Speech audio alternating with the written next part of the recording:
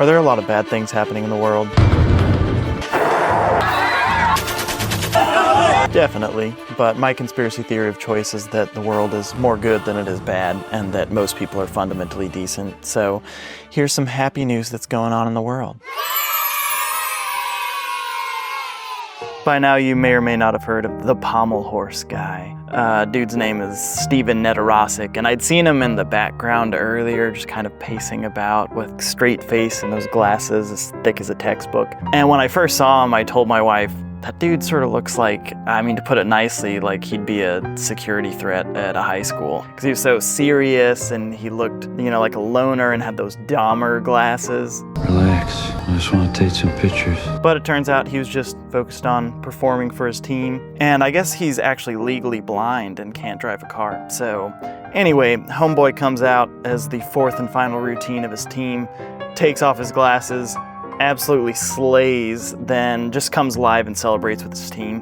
And they won the first U.S. men's medal since 2008. So it's just good to see joy and competition and brotherhood and being a part of something bigger than yourself. And the top comment on the YouTube video I watched was, "US, we need one more medal," and Steven saying, "Hold my glasses." I thought that was pretty good.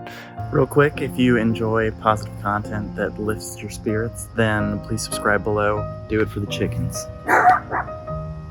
Next up, this story is just beyond cool. There's this 110-year-old Syrian refugee in Cairo named Fatima, and she's helping women find their financial freedom.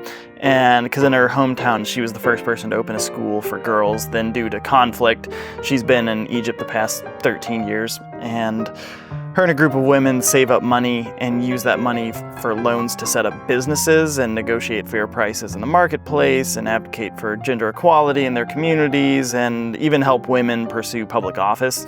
And by 2030, the overarching organization that Fatima has evolved with, which is CARE International, hopes to have supported over 50 million people to build their business through providing training and savings, loans, and financial literacy largely to women. And this is all done for those vulnerable women to give them financial security. Because one member of the group used their entrepreneur sessions that this group offered to launch her own hair care product, and another one took out a loan to buy a hand mixer to make and sell baked goods. And again, I just have to reiterate how impressive it is that this is being spearheaded by a woman that is 110 years old. And moving on, this story is older, but I thought of bringing it out of the archives because I've always loved the story and thought it was worth bringing up. And so this lady reports her 18-year-old autistic son missing, and two cops are already on the scene when Officer Tim Purdy gets there. And he sensed that things were escalating as the other cops tried to physically restrain the teen. But Tim got down on the teen's level as an equal and de-escalated the situation and got the boy home safely.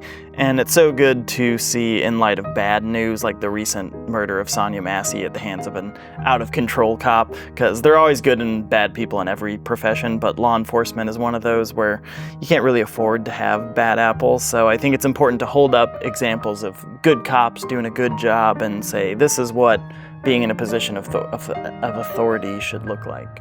And to wrap up with a quick bit of my own personal good news, but at the end of August, I'm hosting an event in Northwest Arkansas. You probably don't live close to here, but if you do, it's for men just who want to work on, for one, just make friends. It's hard for guys to make friends, and also to just become more emotionally intelligent and articulate and just talk, basically. Talk about our feelings. Say, how are you doing? How are you actually doing? And I think it's a myth that guys don't talk about their feelings. It's more that we're never really asked or given a platform to. So that's all this event is, like getting together and saying, how you doing? And so if you happen to be near Fayetteville, Arkansas, feel free to come by. I'll put a link to it below and a link to more of that in a video right here. So see you next time.